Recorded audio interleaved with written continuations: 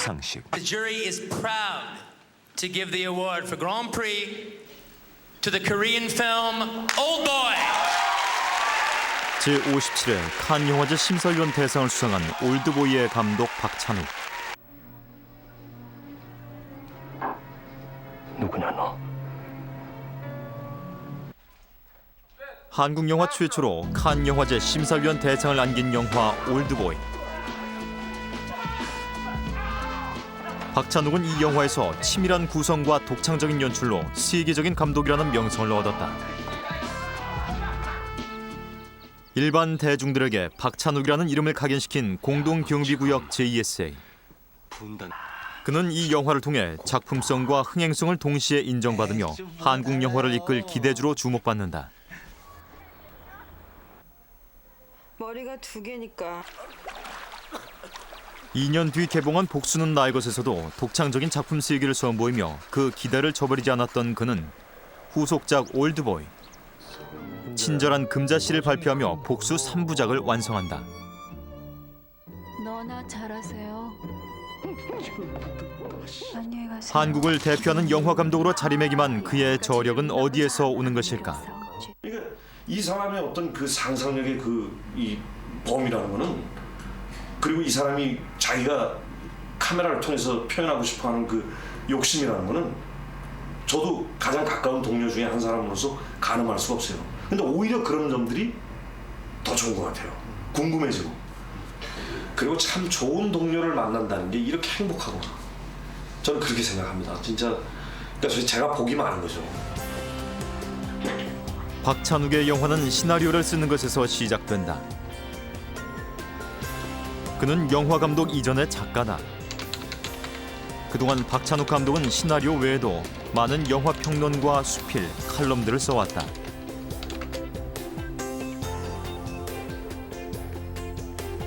그 글들을 모아놓은 박찬욱의 오마주와 몽타주, 두 권의 책을 중심으로 매력적으로 뻔뻔한 박찬욱을 만나본다.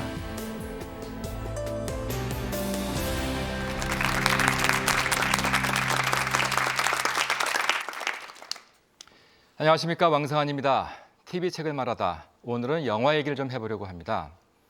요즘 한국 영화 많은 분들로부터 큰 사랑을 받고 있죠. 비단 국내에서뿐만 아니라 해외에서도 큰 호응을 받고 있는데요. 그래서 이제 요즘 영화 관련 책들도 많이 출판되고 있습니다. 하지만 현업에 있는 영화 감독이 직접 영화에 대해서 쓴 책은 그렇게 흔하지가 않은 것 같은데요. 그래서 오늘은 우리나라 영화를 이끌고 있는 대표적인 감독 가운데 한 분인 박찬욱 감독과 함께 그가 쓴 책 박찬욱의 오마주와 박찬욱의 몽타주 두 권의 책 소개해드리겠습니다. 먼저 오늘 나오신 분들 소개해드리겠습니다. 책의 저자이죠. 영화 감독 박찬욱 감독입니다. 안녕하십니까? 안녕하세요. 영화 평론가이자 심리학자입니다. 심영석 박사입니다. 안녕하세요. 그리고 영화 감독인 유승환 감독 나오셨습니다. 안녕하세요. 네, 안녕하세요. 먼저 첫 번째 소개해드릴 책은 박찬욱의 몽타주입니다. 이 책을 보면 표지에 도대체 넌 누구냐? 매력적으로 뻔뻔한 박찬욱 감독의 모든 것 이렇게 적고 있습니다. 박 감독님. 네. 그러니까 이게 매력적이라는 말입니까? 뻔뻔하다는 말입니까? 아니 왜 이런 말을 썼는지 저는 나중에 알았는데 그 출판사에서 한 말이고, 근데 이게 표지에 있어서 그런지 자주 인용되고 언론에서, 그래서 그 모습을 보면서 그 기자분들한테 제가 그런 사람으로 이렇게 인식되고 있는가 하는 생각을 했어요. 자꾸 인용하는 걸 보니까. 그래서 저는 억울합니다. 이 내용을 보면은 그렇게 뻔뻔한 내용은 없습니다. 저 개인적으로는 박찬욱 감독님 영화를 보면 상당히 좀 냉소적인 부분이 있어요. 어떻게 보면 아주 쿨한 부분이 있거든요. 근데 이 책을 보니까 그런 어떤 박찬욱 감독님도 속으로는 굉장히 따뜻하고 세상에 관한 연민이 있구나. 예를 들면 노부인 그 편에 보시면 그 은행에서 알고 봤더니 아이가 떠들고 그래서 굉장히 그 어머니를 이상하게 봤지만 나중에 알고 봤더니 그 어머니가 사실은 농아였던 것이죠. 네. 이런 이야기를 읽었을 때 이런 좀 가슴을 내보이고 싶지 않으셨을까 하는 생각이 들었어요. 사람들이 마치 이 폭력에 대한 묘사 같은 것들을 아주 이렇게 뭐 멋있게 표현하거나 뭐 이러는 분이 아니라 직접적으로 정말 이렇게 아픈 것은 아프다고 그 표현을 하는 그런 성향 때문에 저 사람은 변태일 거야, 뭐 악마일 거야, 뿔 2개 달리고 뭐 이랬을 거야, 뭐 하는 것들이 그러니까 그런 오해들이 실제로 좀 있는 것 같거든요. 이렇게 개봉했을 때 그런 그 홈페이지 같은 데 가서 반응들을 보면 근데 적어도 이 책을 보고 나면 그런 분이 그러니까 그런 악마일 거라는 혐의에서는 좀 벗어나는 것 같아요. 그러니까 조금 다른 생각을 가지고 사는 사람일 뿐이지. 그러니까 여기에 지금 이제 있는 그 종파리라는 애칭으로 표현되는 딸아이와 함께 쓴 동화 편을 보면 그렇게 그러니까 다양한 생각을 가지고 그 사는 것에 대한 가치나 뭐 이런 걸 굉장히 중요하게 생각하시는 것 같거든요. 그러니까 남들과 좀 다르게 사는 게 더 재밌지 않는가. 뭐 그런 세계관을 엿볼 수 있는 책인 것 같아요. 그러니까 보다 더 박찬욱 감독님의 영화를 재밌게 보신 분이라면 보다 더 깊이 있게 저 작가가 왜 저렇게 만들었을까 하는 것에 대해서 조금 더 깊이 있게 엿볼 수 있는 길잡이가 되는 책이 아닌가라는 생각을 했습니다. 그 박 감독님 지금 유 감독 표현을 빌면 그 일반인들이 박 감독에 대한 생각을 하고 있는 모습은 변태, 악마, 뭐 뿔이 2개 달린 뭐 이런 모습인데요.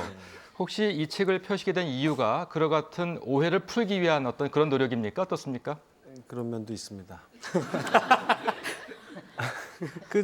무슨 인터넷에요 포털 사이트에 뭐 이렇게 뭐 누가 이렇게 질문하면은 네티즌들이 막 대답해 주는 거 있잖아요.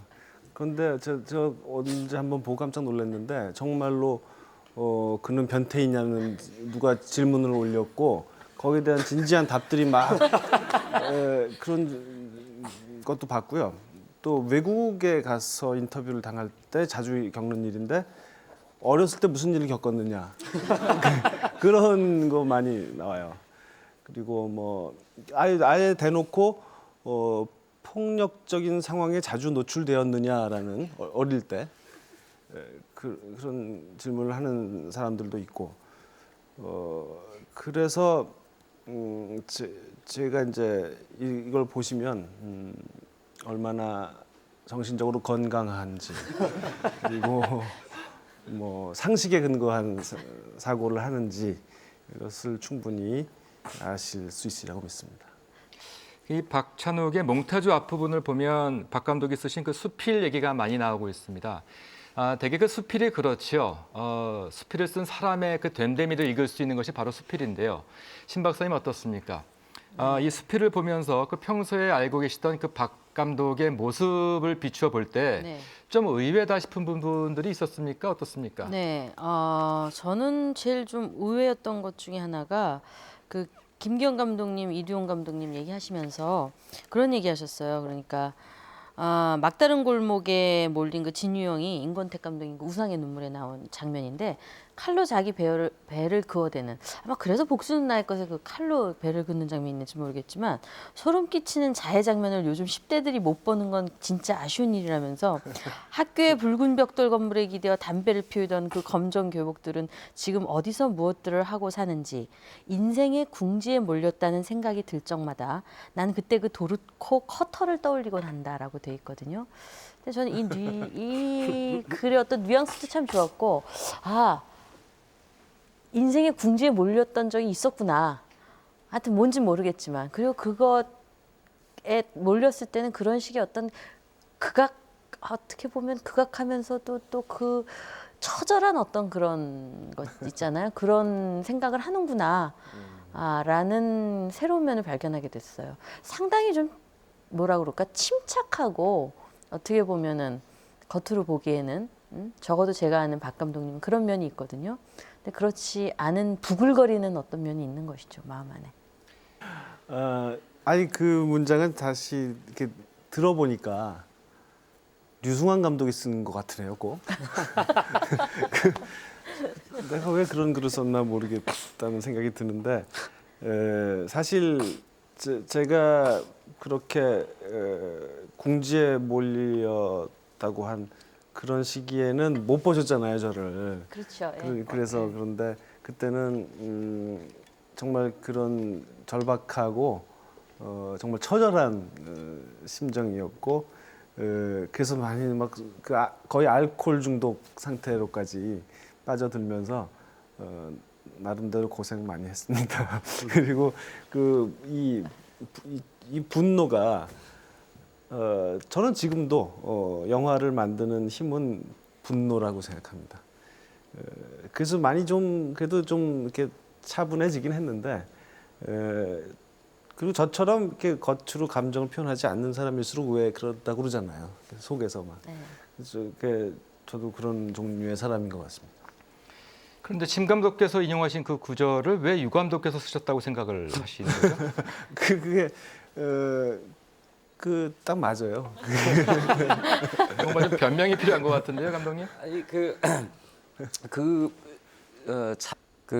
이제 그 부분만 보면 그 도르코 커터날이 막 떠오르고 한다라는 그 부분만 보면 이제 저하고 되게 비슷한 것 같은데 제가 마치 쓴 것 같고 예를 들어서 데뷔기에도 여기 이제 나오는데 자기가 이렇게 고전하고 그럴 때 막 정말 뭐 이렇게 어쩔 수 없이 돈을 벌기 위해서 막 평론을 하고 뭘 방송 출연을 하고 하는 스트레스를 이제 그 술을 드시기도 하셨지만 한쪽에서는 막 시나리오를 쓰면서 다음 영화 시나리오를 쓰면서 그 쌓였던 거를 길거리에서 푸는 게 아니라 그 자기가 만드는 세상 안에서 풀고 그러니까 어떻게 보면은 우리가 그 예술이라는 것을 소비하는 방식 중에 하나가 그런 자신이 이렇게 억압돼 있고 고통받고 있는 것들을 분노, 분노 이런 것들을 그런 창작을 한다거나 아니면은 기존에 만들어져 있는 예술 작품들을 통해서 교감하면서 그걸 풀어내는 그러니까 그런 식으로 자신의 스트레스를 이렇게 그 분노를 해소하고 하는 걸 찾으신 것 같아요. 그 박 감독의 내부에 부글부글 끓고 있는 분노가 있다는 말씀을 여러분께서 해주셨는데요. 그런데 그 박 감독의 가훈이 아니면 말지 아닙니까? 예. 그 가훈과 이 부글부글 끓고 있는 분노는 참 어떻게 양립하기가 어려운 말이 아닌가 하는 생각도 할 수 있을 것 같은데요. 네, 그렇죠. 그러니까 제가 그게 잘 안 되니까 그런 것을 이렇게 내세웠겠죠. 늘 그게 굳이 그것을 얘기하지 않아도 잘 실천하고 사는 사람이라면 그런 얘기 안 했을 텐데 아니면 말고의 정신이 스스로 필요하다고 생각하고 그러니까 그런 얘기도 지어냈겠죠. 그런데 그 초등학교 1학년 학생한테 그 체념의 철학을 가르치기는 조금 어렵지 않았을까 하는 생각도 해보는데요. 그런 것일수록 일찌감치 배워야 되는 거죠. 그것은 늦어지면 잘 습득하기, 체득하기 힘든 일이고,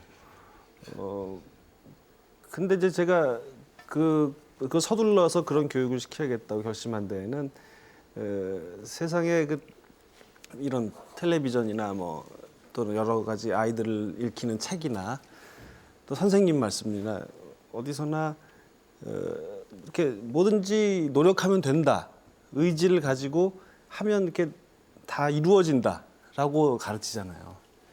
근데 그것은 사실은 거짓말이라는 것은 우리 다 알잖아요. 근데 자꾸 그렇게 가르치니까 그런 거짓말 교육이 아주 어려서부터 파상적으로 이루어지기 때문에 거기에 맞서려면 이런 체념과 포기의 교육도 역시 마찬가지로 일찌감치 시작되어야 된다고 생각합니다. 유 감독님, 유 감독께서는 15년 가까이 이제 그 관계를 쌓아오신 것으로 알고 있는데요. 그 박 감독 작품의 분노가 어떻게 스며들어 있는지에 대해서는 뭐 관객 입장에서 충분히 이제 보았고요. 이 아니고 말지 정신은 또 어떻게 들어갔는지를 또 생각해 보아야 할 것 같은데 이 부분은 유 감독께서는 어떻게 보셨는지요? 그러니까 요즘 말로 많이 쓰는 표현에 의하면 뭐 이제 쿨하다라는 표현을 쓰는데 그것보다는 조금 차원이 좀 깊은 것 같아요. 그러니까 뭐 내가 막 아무리 절실하게 막 한다고 그래서 다 되는 게 아니기 때문에 현장에서도 오히려 그러니까 훨씬 더 이렇게 많이 그 여유 있게 기다리실 줄도 알고 그런 것들이 만약에 너무 절실하게 막 매달려가지고 죽기 아니면 살기로 이거 아니면 안 돼 그러면 오히려 큰 그림을 못 볼 때들이 많은데 우리 여유 있게 이게 아니어도 다른 걸 선택할 수 있는 가능성이 있어라는 여유가 있으셔가지고 그래서 막 즉흥적으로 나오는 좋은 장면들도 나오고 뭐 그런 게 아닌가. 자, 그럼 본격적으로 영화 얘기를 해보도록 하죠. 박찬욱의 오마주의 22페이지에 나오는 내용인데요. 영화라는 매체가 묘한 것은 촬영이든 음악이든 영화를 구성하는 여러 요소 가운데 어느 하나라도 특출하면 그것만으로 그 영화 전체가 특출해지기 때문이다. 이렇게 적고 있습니다. 박 감독의 영화를 보면 그래서인지 모르겠습니다만 참 그 인상 깊은 음악도 있고요. 또 그 장면이 참 오래 가슴에 남는 그런 것도 있습니다. 어떻습니까? 영화를 처음 기획을 하실 때 예. 그와 같은 음악 또는 특정한 장면을 미리 생각을 하시고 영화 제작을 하십니까? 어떻습니까? 비교적 좀 미리 자세하게 많은 것을 계획해 놓고 촬영을 시작하는 그런 타입의 감독이죠, 저는. 그러니까 스토리보드라고 흔히 부르는 이렇게 그림으로 이렇게 샷 하나 하나를 다 이렇게 미리 설계하고 거기에 설명을 달아놓고 하는 그런 일을 아주 제일 공을 들여서 자세하게 하고 그리고 그것 거의 그대로 영화를 만듭니다. 그래서 좀 이렇게 현장에서의 긴장은 좀 떨어지겠죠. 근데 저는 그런 편이 돈과 시간을 절약하는 길이라고 생각해서 그리고 현장에서 현장에서 갑자기 생각할 만큼 이렇게 순발력이 좋지가 않아서 미리 많이 계획을 해놓는 편이라 음악도 그렇고 이미지도 그렇고 뭐 또는 음악 말고 다른 사운드도 하여간 많은 것이 미리 정해져 있습니다. 그렇다면 상당히 치밀하고 계획적이시라는 말씀이신데요? 예, 그거는 그런 성격이어서가 아니라 현장에서 좀 여유를 갖고 싶어서예요. 네. 영화를 만드는 그 촬영의 마지막 단계 가장 중요하다고 말할 수 있는 배우들의 그 연기를 오직 거기에 집중하기 위해서. 그러려면 긴장하고 막 시간에 쫓겨서는 안 돼요. 배우들과 얘기를 차분차분 하려면 여유가 있어야 돼요.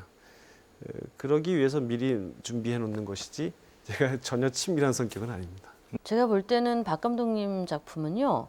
어느 한 컷도 뭐라 그럴까 누구도 찍지 않은 각도, 누구도 찍지 않은 장면, 편집 이런 것들에 관한 생각을 굉장히 많이 한다는 느낌을 받아요.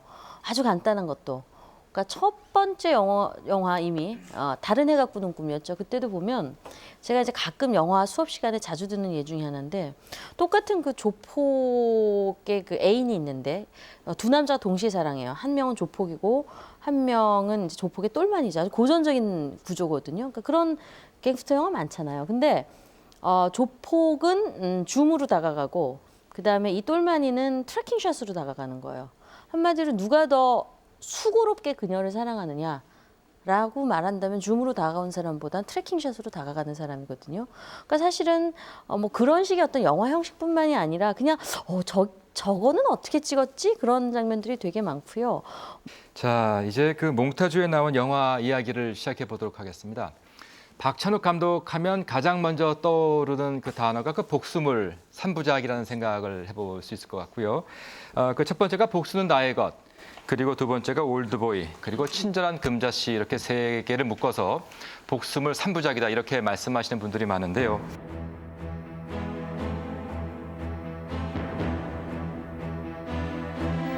박찬욱 감독을 대표하는 복수 시리즈 3부작. 첫 번째 영화 복수는 나의 것은 딸을 유괴당한 아버지와 유괴범 간의 잔인한 복수극을 사실적으로 그리는 작품이다.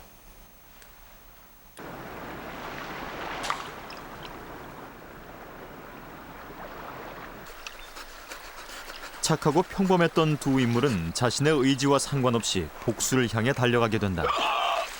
감독은 개인의 의지를 압도하는 거대한 운명의 힘을 보여주고 싶었다고 말한다.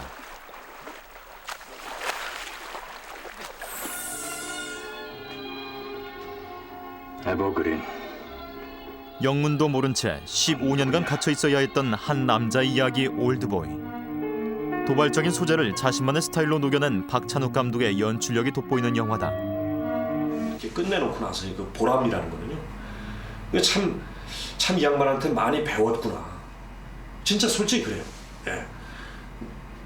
정말 어떤 제가 생각하지 못했던 어떤 영화관, 어떤 가치관, 어떤 올드보이라면 올드보이, 어떤 뭐 친절한 금자씨라면 친절한 금자씨에서 보여지는 그 세상, 그 영화적 세상 그 테두리 안에서의 가치관의 변화가 일어날 정도로.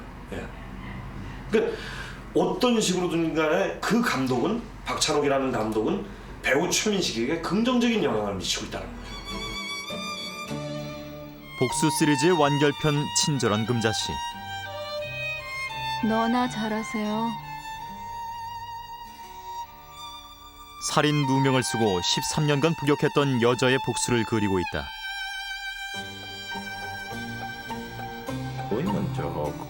박찬욱의 몽타주에서 그가 직접 말하는 복수 3부작을 만나본다. 박 감독님 어떻습니까? 이 복수물 3부작이라는 표현이 적절할지 모르겠습니다만 어떻게 기획하시게 된 건지요? 그게 원래는 복수는 나의 것 하나밖에 없었고 차라리 그 올드보이라는 그 원작 만화를 우리 프로듀서가 저한테 가져왔을 때 제가 아유 또 복수 영화를 나 싫어요 그러고 이렇게 거절하려고 했어요. 근데 그 우리 엄마가 우리 와이프가 그 뭐 스토리가 재밌으면 뭐 그만 아니냐 또 하나 만드는 게 뭐 대수냐 그래서 그런가 그 생각해서 올드보이가 만화가 재밌으니까 그래서 이제 그 영화를 이제 만들기로 했어요. 그랬는데 아니나 다를까 너무 많은 기자분들이 자꾸 왜 또 복수극을 그것도 연달아서 그 뭐 좋은 거라고 뭐 이렇게 아름답고 따뜻한 얘기 다 버려두고 그 뭐 좋은 거라고 그걸 또 만드냐고 자꾸 뭐 그런 식으로 막 표현은 안 했지만 좀 더 예의 바르게 했지만 자꾸 나한테는 그렇게 힐난하는 것처럼 들렸습니다. 그래서 막 거기에 대한 그 대꾸를 하다 보니 나중에는 점점 이렇게 나중에 화가 나가지고 아니 복수극이 얼마나 재밌는 이야기인데 왜 뭐 10편은 못 만듭니까? 나 3부작 계획도 있어요. 그렇게 말해버린 거예요. 박 감독님 어떻습니까? 그냥 그 평범하고 착하게 살고 있는 사람들을 극한 상황에서 극단적인 행동을 보여주는 모습을 이 영화에서 담고 있지 않습니까? 특별한 이유라도 있는지요? 제가 변태라서 그렇습니다.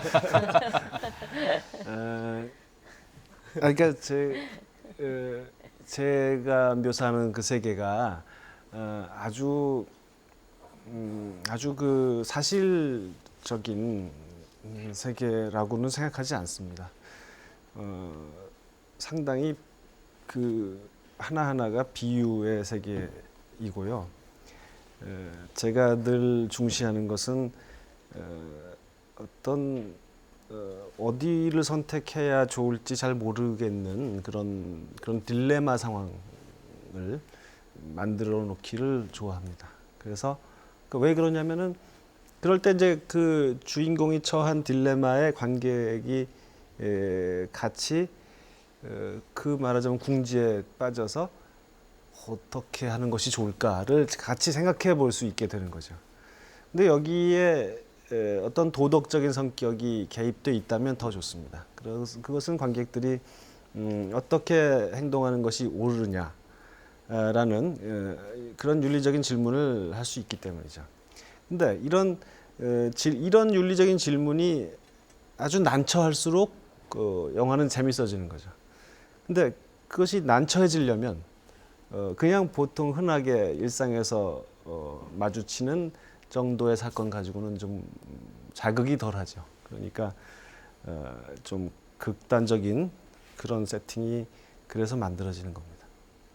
그러니까 박찬욱 감독님의 영화의 잔인함은 어떻게 보면 피가 나오고 자상을 하고 뭐 복수가 지독하고 이것보다는 어떻게 보면 그 운명이 도저히 피해낼 수 없는 그래서 신 자체가 너무나 잔인한 어떤 인간과 게임을 벌이고 인간은 거기서 벗어날 수 없는 그 지옥에서 벗어날 수 없다는 그 어떻게 보면 굉장한 비관이거든요. 그거는 그런 것들이 굉장히 뭐라 그럴까 강렬한 시각적 이미지와 보태어지기 때문에 사람들이 박찬욱 감독님의 영화를 어떤 인장이라든가 그런 것들을 또 정서라든가 이런 거에 압도당하는 게 아닐까 그런 생각을 하게 돼요. 복수는 나의 것 같은 영화를 보면 착한 사람이 착한 사람한테 복수를 해야 되는 그 딜레마에 빠지거든요. 그러니까 그 세상을 보는 시각 자체가 그렇게 좀 다른 것 같아요. 그러니까 착한 사람은 언제나 구원받는다라는 명제가 이게 가짜일 수도 있다라는 의문을 계속 제기한다거나, 저는 기본적으로 박찬욱 감독님의 영화가 가지고 있는 근본적인 에너지가 이렇게 분노라거나 뭐 이런 폭력에 대한 뭐 입장이라거나 이런 데 있는 것이 아니라 결국에는 그런 그 살아가면서 끊임없이 매 하루에 수십 번씩 뭔가를 선택해야 되는 이렇게 사람들의 인생에서 겪게 되는 그런 딜레마들이 정작 중요한 에너지가 아닌가, 그런 생각이 듭니다. 친절한 금자씨에 대한 내용을 좀 살펴보기로 하죠. 책 98페이지에 나온 내용인데요. 보면 다음 영화는 여자가 주인공이다. 여자 주인공이 뭘 하지? 영화에서 여자 주인공이 할 일은 원래 하나밖에 없어. 남자를 혼내주는 거지. 제대로? 제대로. 그 여자는 그 남자를 왜 혼내주려 하는 거지? 여자는 괜히 남을 해치지 않아. 상대가 먼저 잘못했으니까 그렇겠지. 라고 적고 있거든요. 박 감독님. 예. 상당히 그 여성 편에서 쓰신 내용인데요. 예. 여성 팬들을 의식한 글은 아니겠죠? 영화 자체가 그런 의식을 하고 만든 영화라서 그렇습니다. 그녀가 하는 복수가 아주 정당하거나 그것이 통쾌하고 후련하게 느껴지지 않기를 바랐습니다. 그것이 바로 이 영화가 갖고 있는 아주 핵심적인 아이디어예요. 이 사람의 복수는 정당하지 않다라든가 또는 후련하지 않다라는 것입니다. 그러니까 사실 제가 여자들에게 잘 보이려고 이 영화를 만들었다고는 하지만 그렇게 현실감 있고 감정이입할 수 있는, 동일시할 수 있는 인물을 만들 생각은 없었어요. 그러니까 바로 그거예요. 만약 금자 씨가 그냥 비유라면 그게 굳이 여자일 필요가 있을까요? 글쎄요. 저는 이 영화가 갖고 있는 핵심적인 부분이 그 복수를 포기하는 장면에 있다고 생각해요. 자기가 이제 막 방아쇠만 당기면 이제 끝나는 그 시점까지 다 모든 것을 끌고 왔는데 그 순간 그것을, 그러니까 4명의 희생자가 더 있다는 사실을 알아내고는 바로 이제 물러서죠. 저는 그것이 남성 주인공이었다면 그것이 그만큼 그럴듯하게 보였을까 하는 생각 때문에, 물론 이것은 뭐 그 장면 때문에 여자 주인공으로 바뀌어진 얘기는 아니지만 그것이 여자 주인공에게 어울렸다라고는 생각합니다. 근데 사실 그 여자가 그 순간에 복수를 멈출 수 있다고 생각하시는 것 자체가 제가 볼 때는 상당한 오해시라고 말씀드리고 싶네요. 이상화된. 네, 박 감독께서 그 JSA를 만들면서 나를 죽이려고 했다라는 말씀을 또 책에 적고 계신데, 나를 죽이려고 했다라고 하는 것은 내가 생각하는 뜻을 꺾겠다라는 거가 아니었을까요? 예, 그때는 그 목표가 같았는데 가끔 그래도 아무리 제가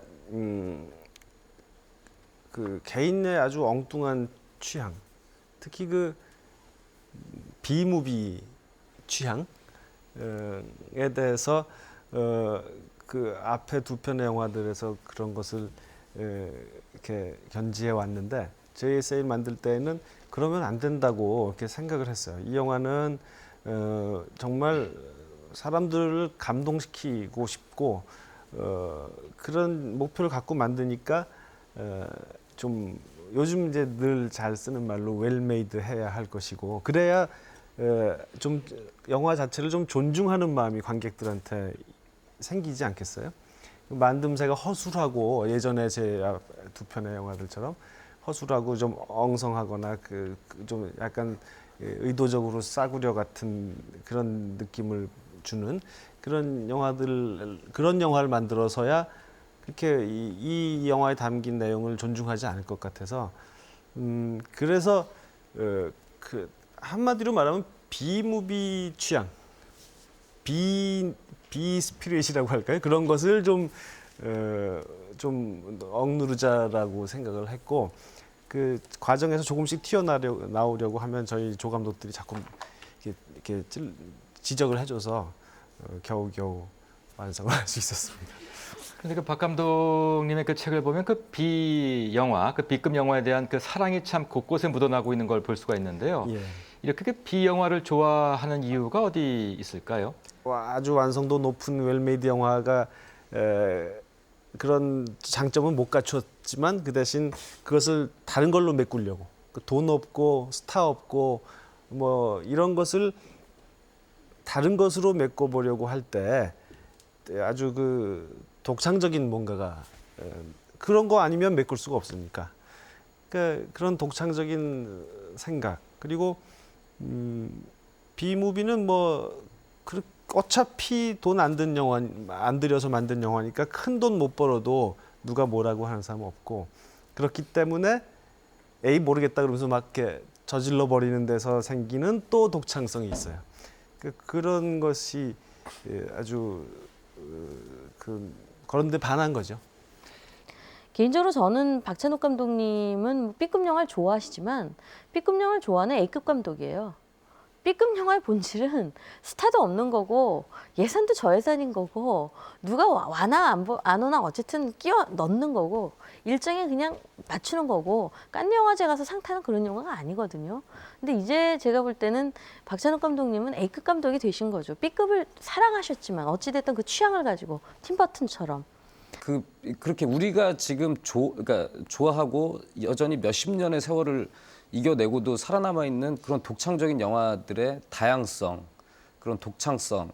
그러니까 지금 모두가 영화가 이렇게 막 규모와 속도의 시대로 접어들어서 다 비슷비슷해지고 막 그 박스오피스에서 1등한 영화가 좋은 영화가 돼버리는 시대가 지금 우리나라도 도래를 하기 시작을 했는데 오히려 이럴 때일수록 좀 다른 시선을 가진 영화들. 그러니까 그렇기 때문에 극장에서 이렇게 걸리는 대형 영화들도 있지만 또 한쪽에서는 뭐 그 독립 단편 영화들이라든지 아니면 또 다른 한쪽에서 만들어지는 그 저예산으로 만들어진 영화들이라든지 그러니까 그런 것들이 서로를 견제해주면서 상호 보완적으로. 그래야 건강한 그 시장이 형성이 될 것 같아요. 그 최소한 영화를 보는 관객의 입장에서 볼 때 내가 어떤 극장을 갔을 때 똑같은 영화가 10편을 다 하고 있다라고 그러면 너무 억울할 것 같거든요. 그러니까 선택의 기회를 박탈당하는 거잖아요. 가서.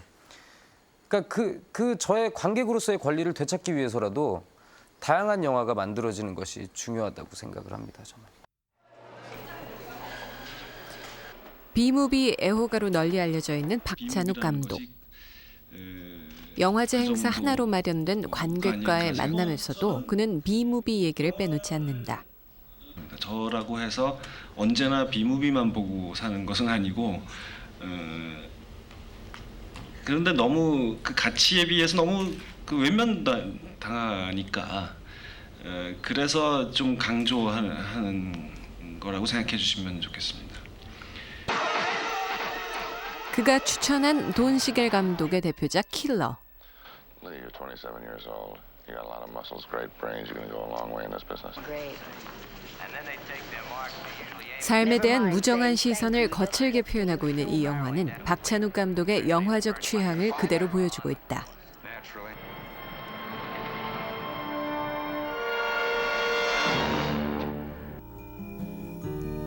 박찬욱의 오마주. 영화에 대한 해박한 지식과 실제 현장에서의 경험을 바탕으로 쓴 그의 영화 평론은 기존에 볼 수 없던 새로움이었다. 사실 보이지 않게 박찬욱 감독이 글쓰기를 통해서 기여한 바가 있다면 예를 들어서 김기환 감독님의 작품에 대해서 90년대 젊은 영화광들이 재발견을 하게 됐다거나 이런 데는 박찬욱 감독의 글이 상당히 많은 영향을 미쳤다고 생각합니다. 박찬욱식 영화 보기가 담긴 책 오마주를 만나본다. 박찬욱의 오마주는 영화 평론집이라고 해도 틀린 말이 아닐 것 같습니다. 이 박 감독이 여러 영화에 대해서 자기가 바라보는 그 시선을 담고 있는데요. 신 박사님께 질문 드리죠. 네. 영화 평론가 입장에서 볼 때 박 네. 감독이 바라보는 이 영화에 대한 시선 어떻게 평가하십니까? 저는 아마 박찬욱 감독님 평론하셨어도 대성하셨을 거라고 정말로 믿고 있어요. 그리고 정선 선생님도 비슷한 얘기 하셨는데 감독 되기 전에는 평론가 될 줄 아셨다 이런 얘기도 하셨죠. 근데 글 특징이 어떠냐면요. 저는 감독이 영화도 그렇지만 이런 말이 적합할지 모르겠는데 불쑥 이런 말. 그러니까 갑자기 이렇게 불쑥 들이미는 것처럼 사설이나 미사여구가 없어요. 글 자체가 단단해요. 그리고 아주 이 호흡도 강단이 있고 짧고 문체 자체가 그렇거든요. 근데 그것 자체가 마치 해밍웨이가 동사와 명사만 가지고 글을 쓰고 싶다라는 것처럼 그런 단단한 글을 참 쓰고 싶으셨던 게 아닐까 하는 생각이 들고요. 또 그렇게 영화 형식에 대한 사실은 많은 제가 볼 때 통달을 하고 있음에도 불구하고 글 자체는 읽는 사람들을 위한 그 눈높이라는 게 어떤 건지 정확히 알고 계세요. 그래서 아주 텍스트를 세부로 이렇게 딱 잡아가지고 글을 쓰시는 편이고요. 여쭤보고 싶었던 게 사실은 되게 신기한 게 실제로 옆에서 지켜보면 그 영화를 보는 시간 또 그러니까 최근에는 또 만드시느라고 바쁘고 뭐 막 이런데 이 오마주를 보면 그 인용되는 뭐 소설들, 음악들, 뭐 이 영화들 뭐 이것들이 그리고 매 편마다 그 오마주에서 그 다뤄지는 영화들의 매 작품의 소제목들이 다른 영화의 제목을 또 인용해서 그 패러디를 하고 있잖아요. 근데 대체 그러니까 저는 되게 신기했던 게 어떻게 한 사람이 물리적으로 그 시간을 어떻게 내길래 저 많은 음악들과 책들과 저 영화들을 다 소화할 수 있을까? 그게 되게 신기했었거든요. 예전에는 지하철 타고 다니시면서 이렇게 책을 막 항상 들고 다니시고 그랬었는데 그러니까 책을 보면서 워크맨을 듣고 계신 것도 아니고 그러니까 되게 신기했었어요, 그게. 도대체 그 시간 활용들을 어떻게 하신 건지가 되게 궁금했어요. 뭐 여기서 그 답을 한번 들어보죠, 박 감독님. 가정을 팽개치면 가능합니다. 물부짖는 처자식. 아니 예전 뭐 요즘에는 그렇게 시간을 내지 못하고 이제 예전에 뭐 대학 다닐 때나 그 영화 못 만들고 놀 때 이렇게 열심히 읽거나 뭐 영화를 보거나 그 음악을 듣거나 했죠. 그런데 글쎄 뭐 제가 다른 그 잡다한 일을 별로 안 해서 그런 것 같아요. 그 박찬욱 감독이 그 영화평을 쓰는 그 원칙에 대해서 책에 적고 있는데요. 그 내용을 잠깐 보겠습니다. 욕하고 싶은 영화라면 차라리 아예 다루지 말자 이런 내용을 또 담고 있는데요, 박 감독님. 예. 비평이라는 게 말이죠. 예. 칭찬만 하면은 비평이 아니지 않습니까? 예, 근데 저는 그 일로 몇 년을 먹고 살았는데도 자격지심 때문에 나는 직업 비평가가 아니다라고 계속 생각을 했어요. 나는 어디까지나 영화 감독이고 이 일은 그냥 호구지책으로 임시로 하는 일일 뿐이다 그렇게 생각했기 때문에 그렇죠. 그건 자격지심이죠 분명히. 그런데 그래서 그런 이유가 하나 있고 또 하나는 아주 현실적으로 제가 이제 영화를 만들기 위해서 기획안이나 스토리를 들고 이제 영화사를 찾아다니면서 하나만 시켜주세요 그래야 되는데 근데 예를 들어서 제가 어느 영화를 막 혹평을 했는데 그 영화를 수입한 영화사에 제가 찾아갈 수도 있는 거 아니에요. 그러니까 그럴 때 당신 무슨 낯으로 여기 찾아왔어요? 그런 말 듣지 않으려면 그런 일은 피해야 되는 그런 현실적인 이유도 있었습니다. 그리고 또 하나는 제가 이제 나중에 그것은 헛된 기대였다는 게 드러나지만 그때만 해도 그래도 어쩔 수 없이 하는 일이지만 그래도 이걸 열심히 하다 보면 남의 영화를 열심히 분석하고 뭐 그러다 보면 내 영화 만들 때 어떤 도움이 조금이라도 되지 않을까. 다른 감독의 작품을 볼 때 어쩌면 조금 공감하는 그런 태도로 접근하는 그런 것이 다른 직업 비평가들과 어떤 차별이 되어서 좀 더 청탁도 많이 들어오고 그 돈벌이도 좀 더 되지 않을까 그런 생각을 한 것도 있습니다. 참 솔직한 고백인 것 같은데요, 유 감독님. 그 두 분 참 친하시죠? 네. 근데 어떻습니까? 그 이제 사석에서 왜 웃으시는 건가요? 어떤 사석에서 이 그 박 감독께서 다른 영화에 대해서 이렇게 좋은 말씀만 하시는 건 아닐 것도 같은데 어떻습니까? 그렇습니다. 유승환 감독님 영화에 대해서 뭐라 그러세요? 솔직하게 비평해 주세요. 아니 제 영화는 만들고 나서 대놓고는 뭐라고 안 하시고 근데 이제 뭐 어떤 건 좀 아쉬웠다 이런 말씀. 그러니까 저 같은 경우는 시나리오 쓸 때부터 같이 막 상의를 드리니까 네, 그 오마주를 보면 박 감독이 그 혹평을 당한 영화들에 대해서 그렇지 않다, 아주 좋은 영화다라고 그 옹호한 그 글들이 많이 눈에 들어옵니다. 특히 내가 좋아하는 10개 영화 가운데 가장 먼저 그 뽑은 영화가 가르시아인데요. 그 내용을 잠깐 보도록 하겠습니다.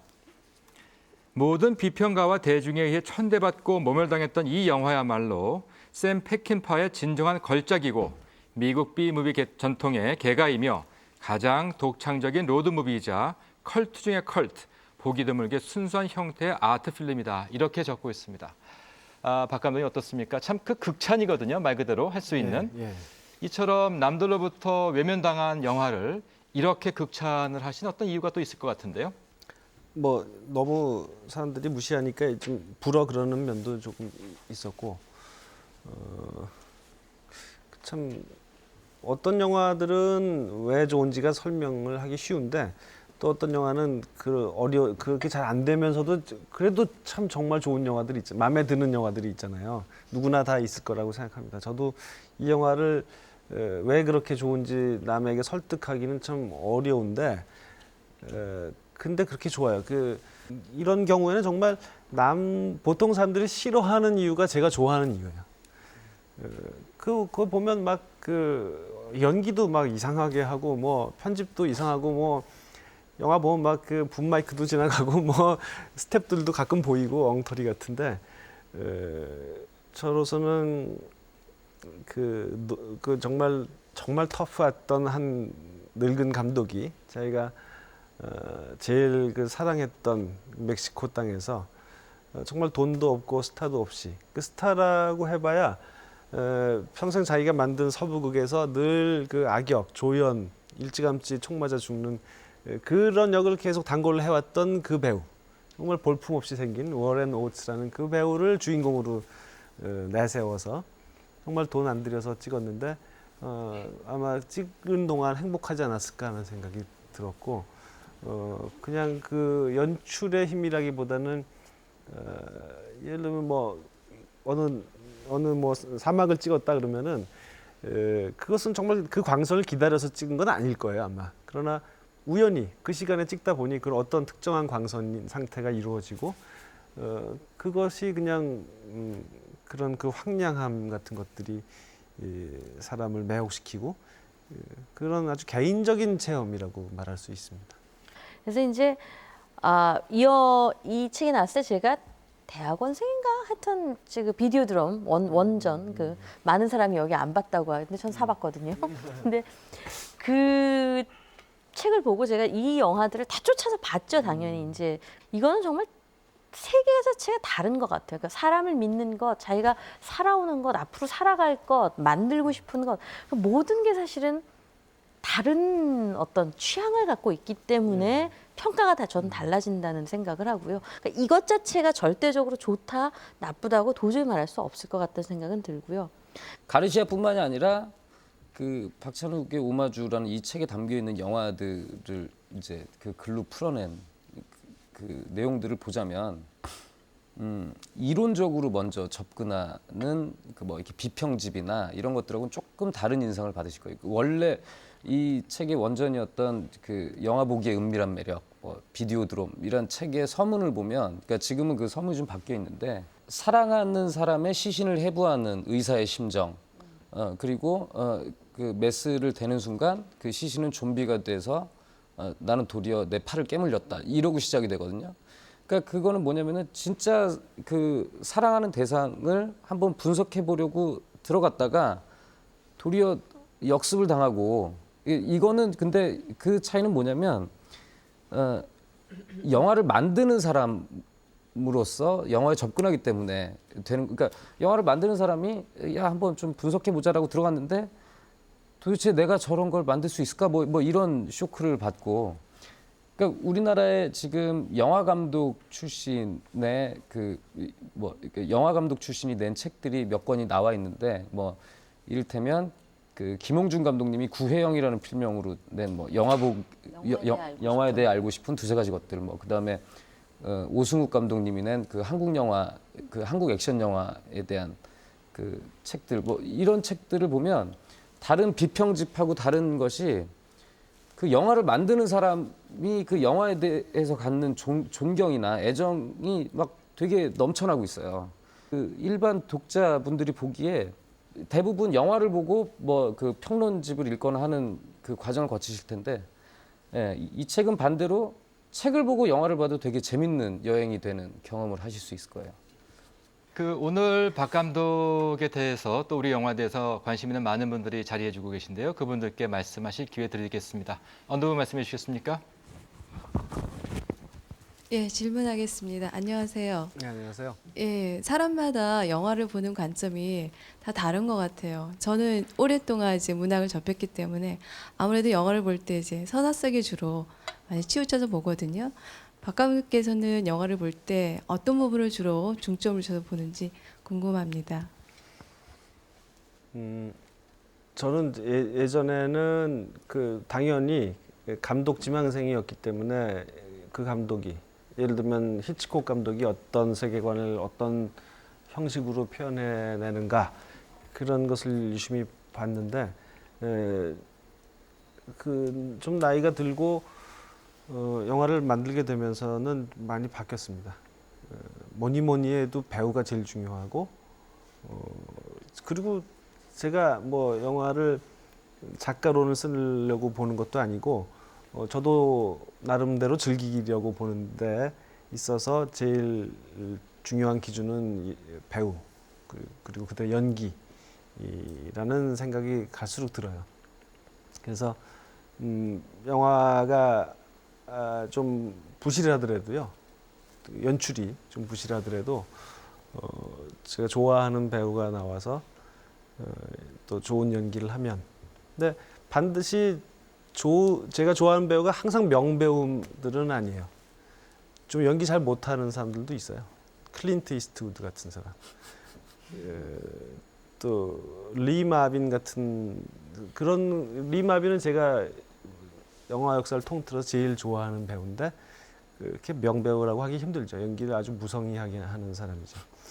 근데도 그 사람은 그냥 인간 그 자체가 가진 매력이 있기 때문에, 그리고 그 사람의 그 태도라는 게 아주 특별하게 있기 때문에 좋아하게 되는 건데, 또 아니면 이제 아주 그 정말 신들리는 듯한 그 명연기를 하는 배우들도 있죠.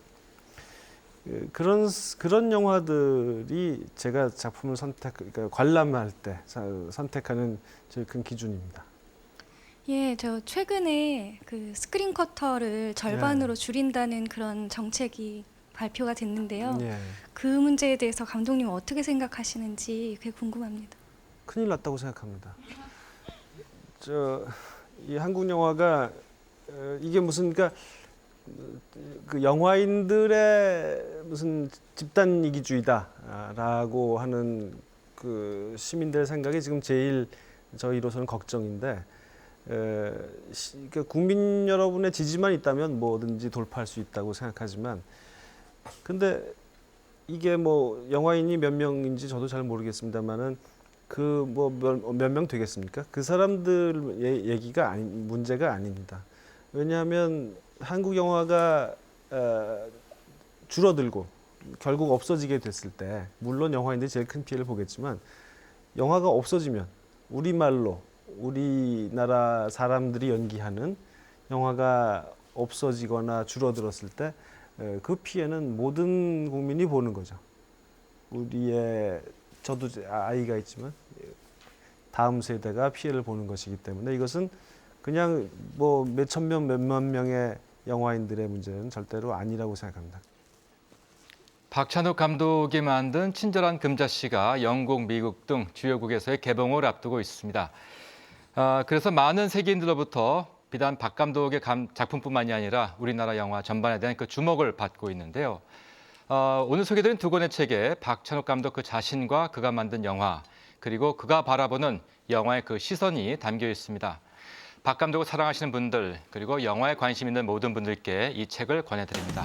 TV 책을 말하다, 우리 여기서 모두 마치겠습니다. 고맙습니다. 안녕히 계십시오.